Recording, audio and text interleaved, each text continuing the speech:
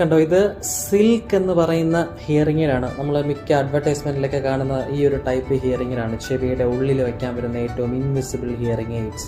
Silk എന്നാണ് ഇതിൻ്റെ പേര്, ഈ ഒരു മോഡലിൻ്റെ പേര് പറയുന്നത്. ഓക്കെ, അപ്പോൾ ഇതൊരു പേഷ്യൻ്റ് കേൾക്കുന്നില്ല, ഇതിന്ന് സൗണ്ട് ഇല്ല എന്ന് പറഞ്ഞിട്ട് എൻ്റെ അടുത്ത് കൊണ്ടുവന്നതാണ്.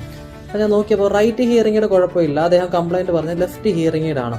പുറമെയാണ് നമ്മുടെ ഈ ഒരു ബഡ്സ്. കണ്ടോ, ഇതിൻ്റെ ബഡ്സ് ഇങ്ങനെ പുറമേ ഇങ്ങനെ വന്ന് ക്ലോസ് ആയിട്ടിരിക്കുന്നതാണ്. അപ്പം ഞാൻ പുറമേ നോക്കിയപ്പോൾ വേറെ അഴുക്കുകളൊന്നുമില്ല, ഞാൻ ക്ലീൻ ചെയ്തു. പക്ഷേ ചെറിയൊരു വാക്സ് തരി ഈ ഒരു, ഞാനൊന്ന് ഫോക്കസ് ആക്കട്ടെ. ഓക്കെ, ഇതിൻ്റെ അകത്തോട്ട് കയറിയിരിക്കുന്നതാണ്. ഞാനത് ശകലം കൊണ്ട് സൂം ചെയ്ത് കാണിച്ചു തരാം.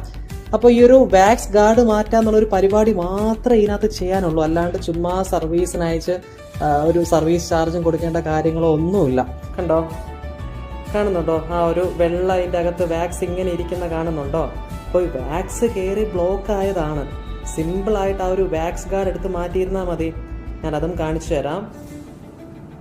നമുക്ക് മേടിക്കുമ്പോൾ ഇതുപോലെ വാക്സ് ഗാർഡ് കിട്ടും. കണ്ടോ, ഈ ഒരു വാക്സ് ഗാർഡ് തുറക്കുക, ഇതിൽ നിന്നൊരു സ്റ്റിക്ക് എടുക്കുക. കണ്ടോ, ഇതിൻ്റെ അറ്റത്ത് പുതിയ വാക്സ് ഗാർഡ് ഇരിക്കുന്നത് കണ്ടോ? അപ്പോൾ അത് മാറ്റാന്നുള്ളതാണ്. അപ്പോൾ ഈ സ്റ്റിക്കിൻ്റെ പുതിയ വാക്സ് ഗാർഡ് അവിടെ ഇരിക്കട്ടെ, ഓപ്പോസിറ്റ് സൈഡ് വച്ചിട്ട് ഉള്ള വാക്സ് ഗാർഡിനെ എടുത്ത് മാറ്റാം. അഴുക്ക് അതിൻ്റെ അകത്ത് ഇരിക്കുന്നത് കണ്ടോ? അപ്പോൾ അതിനെടുത്ത് മാറ്റാന്നുള്ളതാണ്. അകത്തോട്ട് പ്രസ് ചെയ്യുക, ട്വിസ്റ്റ് ചെയ്യുക, എടുക്കാം. കണ്ടോ, പഴയത് ഇളവിങ്ങി വന്നു. ദെൻ ഓപ്പോസിറ്റ് എൻഡ് വച്ചിട്ട് പുതിയ വാക്സ് ഗാർഡ് അകത്തോട്ട് അമർത്തി അങ്ങ് വയ്ക്കുക.